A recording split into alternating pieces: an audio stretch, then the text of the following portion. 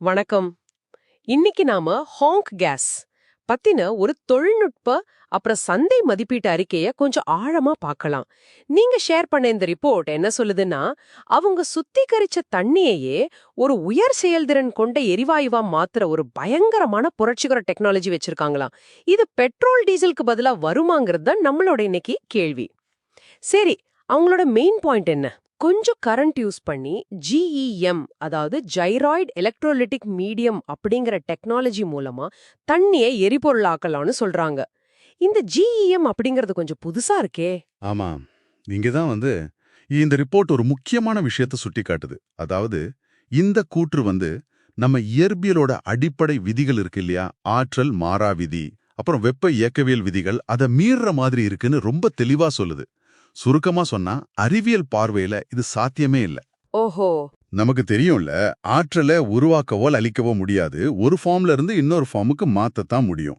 தண்ணியை பிரிக்கிறதுக்கு, அதாவது எலக்ட்ராலிசிஸ் செய்ய நாம கொடுக்கிற எனர்ஜி அதுல இருந்து வர ஹைட்ரஜன் ஆக்சிஜனை எரிக்கும் போது கிடைக்கிற எனர்ஜியை விட எப்பவுமே அதிகமா தான் இருக்கும்.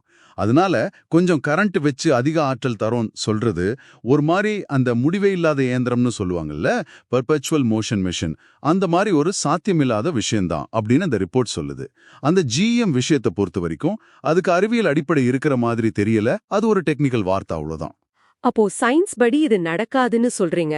ஆனா அவங்க 18 வருஷம் ரிசர்ச் பண்ணதா சொல்றாங்களே, இந்த கம்பெனியோட பின்னணி பத்தி ரிப்போர்ட்ல வேற எதுவும் முரண்பாடு இருக்கா? அது ஒரு நல்ல கேள்வி. அவங்க 18 வருஷம் ஆய்வு செஞ்சதா சொல்லிக்கிட்டாலும், இந்த நிறுவனம் இப்போ மே 13, 2025 தான் இந்தியாவில் ரெஜிஸ்டர் பண்ணிருக்காங்கன்னு டிராக்ஷன் மாதிரி டேட்டாபேஸ் காட்டுதுன்னு உங்க ரிப்போர்ட் சொல்லுது. ஓ, அப்படியா? ஆமா. இவ்ளோ பெரிய கேப்பு இல்ல, இவ்ளோ ரீசெண்டா ஆரம்பிச்சது, இது நம்பகத்தன்மையை பத்தி கொஞ்சம் கேள்வி எழுப்புது. சரி சரி. இன்னொன்னு, இந்த மாதிரி தண்ணியை எரிபொருளா மாத்தணும்னு சொல்றது புதுசு இல்ல. வரலாறுல அப்பப்போ இந்த மாதிரி கிளம்பும். ஸ்டான்லி மேயர்னு ஒருத்தரோட உதாரணத்தையே ரிப்போர்ட்ல சொல்றாங்க. அவரோட வாட்டர் ஃபியூயல் செல் அப்போ பெரிய விஷயமா பேசப்பட்டுச்சு. ஆனா கடைசியில அதுவும் சும்மா எலக்ட்ரோலைசிஸ் தான். அவர் முதலீட்டாளரை ஏமாத்திட்டாருன்னு ஆச்சு. பெட்ரோல் விலை ஏறும்போதெல்லாம் இந்த மாதிரி கதைகள் வருது வாடிக்கைன்னு ஒரு ரிப்போர்ட்ல இருக்கு. வரலாறு பாடம் கத்துக் கொடுக்குது. ஆனா அவங்களே குறைந்தபட்ச மின்சாரம் இல்லனா சோலார் பவர் தேவைன்னு சொல்றாங்களே, அப்பவும் இது நடக்காதா? கரெக்ட். அதுதான் முக்கியமான பாயிண்ட். அவங்க வெளியிலேருந்து ஒரு ஆற்றல் தேவைன்னு ஒத்துக்கிறதே. இது ஒரு ஆற்றல் மூலம் கிடையாது. இது மின்சாரத்தை ஹைட்ரஜனா மாத்திர ஒரு ஆற்றல் மாத்திர கருவித்தான்னு காட்டிடுது.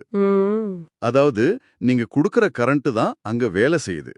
டைரக்டா கரண்ட்டை யூஸ் பண்றதை விட, உதாரணத்துக்கு பேட்டரி கார்ல இந்த மாதிரி ஹைட்ரஜனை உருவாக்கி அப்புறம் எரிக்கிறது எஃபிஷியன்சி கம்மியா தான் இருக்கும். ஏன்னா ஒவ்வொரு தடவை எனர்ஜியை மாத்தும் போதும் கொஞ்சம் லாஸ் ஆகும்னு இந்த ரிப்போர்ட் விளக்குது. அப்போ அறிவியல் ரீதியா இது சாத்தியமில்லைன்னு வச்சுக்கிட்டா, இந்த ஹோம் கேஸ் டெக்னாலஜிய ஏற்கனவே இருக்கிற ஹைட்ரஜன் ஃபியூவல் இல்ல பேட்டரி வண்டிங்க பிவிஸ் இல்ல சிஎன்ஜி மாதிரி மத்த மாற்று எரிபொருளோட எப்படி ஒப்பிடுறது? இதுலதான் அந்த அடிப்படை வித்தியாசத்தையே இந்த ரிப்போர்ட் தெளிவா சொல்லுது. ஹைட்ரஜன், பிஇவி, சிஎன்ஜி இதெல்லாம் ஏத்துக்கிட்ட அறிவியல் விதிகளுக்குள்ள வர்றது. அதுல செலவு, எஃபிஷியன்சி, இன்ஃப்ராஸ்ட்ரக்சர்னு பிரச்சனைங்க இருக்கலாம். ஆனா அதெல்லாம் அடிப்படையில் சாத்தியமான விஷயங்கள். சரி. ஆனா இந்த ஹோம் கேஸ் டெக்னாலஜி அவங்க சொல்ற விதத்துல அடிப்படை இயற்பியல் விதிகளையே மீறதா சொல்லப்படுது. அதனால இத மத்ததோட ஒப்பிடவே முடியாது. இது எப்படி சொல்றது? ஆப்பிள் ஆரஞ்சோட ஒப்பிடுற மாதிரி இல்ல. ஆப்பிள ஒரு கற்பனையான யூனிகார்னோட ஒப்பிடுற மாதிரி இருக்கு. அப்போ இந்த அறிக்கையோட ஃபைனல் ரெக்கமெண்டேஷன், அதாவது பரிந்துரை என்னவா இருக்கு? அது ரொம்ப தெளிவா இருக்கு. அறிவியல் ரீதியா நிரூபிக்கப்பட்ட, நாம சரிபார்க்கக்கூடிய, அளவிடக்கூடிய எரிசக்தி தீர்வுகள்ல தான் நாம கவனம் செலுத்தணும்னு இந்த ரிப்போர்ட் ரொம்ப அழுத்தமா சொல்லுது. அடிப்படை இயற்பியலை மீறுற மாதிரி தெரிகிற கூற்றுக்களை அது பார்க்க எவ்வளோ நல்லா இருந்தாலும் ரொம்ப சந்தேகத்தோட தான் பார்க்கணும்னு எச்சரிக்குது. ஹோம் கேஸ் டெக்னாலஜி அவங்க சொல்ற மாதிரி ஒரு நிகராற்றல் மூலமா இருக்கிறதுக்கு அறிவியல் படியே வாய்ப்பில்லைங்கிறது தான் இந்த ரிப்போர்ட்டோட மொத்த சாராம்சம். இந்த ஆழமான பார்வை நமக்கு என்ன காட்டுதுன்னா, இந்த ஜேஇஎம் டெக்னாலஜி மாதிரி கேட்க நல்லா இருக்கிற புது வார்த்தைகளுக்கு பின்னால இருக்கிற அடிப்படை அறிவியலை நாம சோதிச்சு பார்க்கறது எவ்வளவு முக்கியம்னு புரிய வைக்குது. குறிப்பா ஆற்றல் மாதிரி முக்கியமான துறைகள்ல நம்பவே முடியாத அளவுக்கு நல்லா இருக்குன்னு தோன்ற விஷயங்களை நீங்க எப்பவுமே ஒரு கேள்வி கேட்கணும்னு இது ஞாபகப்படுத்துது. ஆமா. கடைசியா உங்களுக்கு ஒரு சிந்தனைக்கு ஒரு விஷயம் சொல்றேன்.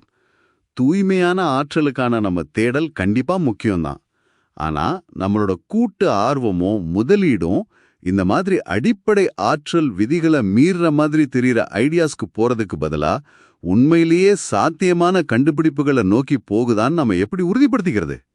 இந்த தகவல் வெள்ளத்துல உண்மையான சிக்னல் எது, போலியான இரைச்சல் எதுன்னு நீங்க எப்படி பிரிச்சு பாக்குறீங்க? அதை யோசிச்சு பாருங்க.